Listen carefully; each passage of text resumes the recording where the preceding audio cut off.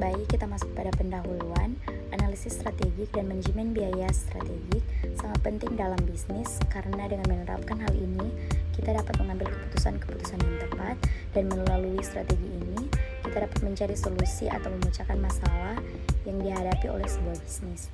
Karena itu, setiap bisnis pasti akan menghadapi masalah tidak terduga. Oleh karena itu, manajemen strategi dapat digunakan untuk mencari solusi dari permasalahan yang sedang berlangsung atau mengantisipasi masalah yang kemungkinan dapat terjadi di kemudian hari. Konsep analisis SWOT. Yang pertama, strengths atau kekuatan adalah karakteristik internal positif atau aset yang dimiliki oleh sebuah organisasi atau individu. Yang kedua, weakness atau kelemahan. Kelemahan adalah karakteristik internal negatif atau area yang memerlukan perbaikan. Yang ketiga, opportunities atau peluang. Peluang yang merujuk pada faktor-faktor eksternal yang positif yang dapat dimanfaatkan untuk mencapai tujuan. Yang keempat, threats atau ancaman. Ancaman adalah faktor-faktor eksternal negatif yang dapat mengganggu pencapaian tujuan. Berikut adalah metodologi pelaksanaan analisis SWOT. Berikut adalah langkah-langkah umum dalam pelaksanaan analisis SWOT. Yang pertama, identifikasi kekuatan, identifikasi dan daftar semua kekuatan yang dimiliki organisasi atau individu. Yang kedua, identifikasi kelemahan, tinjau proses internal, sumber daya yang terbatas, dan hal-hal yang perlu diperbaiki. Yang ketiga, identifikasi peluang, identifikasi peluang eksternal yang mungkin dapat dimanfaatkan. Yang keempat, identifikasi ancaman, tinjau persaingan perubahan pasar atau risiko-risiko eksternal lainnya. Yang kelima, analisis dan kategorisasi, analisis semua faktor yang telah diidentifikasi dalam masing-masing kategori SWOT. Yang keenam, pengembangan strategi. Strategi dapat mencakup pemaksimalan kekuatan, perbaikan kelemahan, eksploitasi peluang, dan manajemen risiko terhadap ancaman. Dan yang terakhir, implementasi dan pemantauan. Terus pantau dan evaluasi kinerja, serta sesuaikan strategi jika diperlukan. Yang berikutnya adalah analisis PESTEL. Analisis PESTEL adalah sebuah kerangka kerja analisis strategis yang digunakan dalam bisnis untuk memahami dan mengevaluasi faktor-faktor makro lingkungan eksternal yang dapat memengaruhi organisasi atau perusahaan. Pertama ada politik. Faktor politik mencakup semua aspek terkait dengan pemerintahan, kebijakan politik, stabilitas politik, serta peraturan dan hukum yang dapat memengaruhi perusahaan. Yang berikutnya ekonomi. Ini berkaitan dengan faktor-faktor ekonomi seperti pertumbuhan ekonomi, inflasi, nilai tukar mata uang, tingkat suku bunga, dan kondisi ekonomi secara umum. Berikutnya sosial. Faktor sosial melibatkan demografi, budaya, tren masyarakat, nilai-nilai, preferensi konsumen, dan perubahan perilaku sosial yang dapat memengaruhi pasar dan bisnis. Berikutnya ada teknologi. Ini berkaitan dengan perkembangan teknologi, inovasi, penemuan, dan perubahan teknologi yang dapat memengaruhi produk, layanan, dan proses bisnis. Berikutnya ada lingkungan. Faktor-faktor lingkungan mencakup isu-isu seperti keberlanjutan, perubahan iklim, regulasi lingkungan, dan masalah-masalah ekologis yang relevan bagi bisnis. Yang terakhir adalah hukum. Ini melibatkan semua peraturan hukum dan perundangan-undangan yang berlaku yang dapat mempengaruhi bisnis, termasuk peraturan industri, hukum ketenagakerjaan, dan peraturan lainnya. Sekarang kita akan membahas contoh faktor-faktor dalam masing-masing komponen PESTEL. Nah, jadi dalam komponen PESTEL ini terdiri atas 6 komponen. Komponen pertama itu politik, kedua itu ekonomi, ketiga itu sosial, keempat itu teknologi, kelima itu lingkungan, dan yang terakhir itu hukum. Nah, sekarang kita akan membahas komponen PESTEL yang pertama, yaitu politik. Nah, jadi di komponen PESTEL yang pertama ini, dia memiliki 3 contoh faktor, di mana faktor yang pertama adalah stabilitas politik di negara atau wilayah yang memengaruhi stabilitas bisnis. Yang kedua, kebijakan perdagangan internasional yang dapat mempengaruhi ekspor maupun impor. Ketiga, kebijakan perpajakan yang berdampak pada laba perusahaan. Lalu untuk komponen pasal yang kedua yaitu ekonomi. Dia memiliki 4 contoh faktor, di mana faktor yang pertama tingkat pertumbuhan ekonomi nasional ataupun regional, kedua tingkat inflasi yang mempengaruhi daya beli konsumen, ketiga fluktuasi nilai tukar mata uang yang mempengaruhi ekspor maupun impor, dan yang terakhir kondisi pasar tenaga kerja seperti tingkat pengangguran dan upah minimum.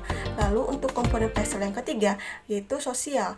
Nah, jadi di sosial ini memiliki 3 contoh faktor, yaitu faktor pertama demografi populasi seperti usia, gender, dan tingkat pendidikan. Yang kedua tren gaya hidup dan preferensi konsumen seperti makanan sehat ataupun produk ramah lingkungan. Yang terakhir isu-isu sosial seperti kesadaran terhadap keberlanjutan atau hak-hak LGBT. Lalu untuk komponen pasal yang keempat yaitu teknologi, di mana memiliki 3 contoh faktor. Untuk faktor yang pertama yaitu tingkat adopsi teknologi oleh masyarakat. Yang kedua, kemajuan dalam teknologi yang dapat meningkatkan efisiensi produksi. Yang ketiga, inovasi dalam produk atau layanan yang dapat mengubah pasar. Lalu untuk komponen pasal yang keempat yaitu lingkungan. Nah, jadi di komponen pasal yang keempat ini memiliki 3 contoh faktor. Untuk faktor pertama, regulasi lingkungan yang memengaruhi cara produksi dan limbah. Kedua, perubahan iklim dan dampaknya pada rantai pasokan. Ketiga, preferensi konsumen terhadap produk ramah lingkungan. Komponen pasal yang terakhir yaitu hukum, di mana memiliki 3 contoh faktor. Untuk faktor yang pertama, regulasi industri seperti aturan keamanan produk. Yang kedua, hukum ketenagakerjaan seperti jam kerja dan kondisi kerja. Lalu yang terakhir, hukum perlindungan data yang mengatur penggunaan data pelanggan. Yang selanjutnya ialah manajemen biaya strategi. Nah, untuk pengenalan manajemen biaya strategi ini adalah merupakan penggunaan pada data biaya untuk membuat perkembangan serta mengidentifikasi strategi yang sangat unggul dan akan menghasilkan keunggulan bersaing yang akan terus-menerus. Metode manajemen biaya strategi. Menurut Walker DKK 2019, manajemen biaya tidak hanya terpaku pada ukuran keuangan, tetapi juga harus dapat mengidentifikasi ukuran-ukuran lain yang dapat menentukan kesuksesan perusahaan.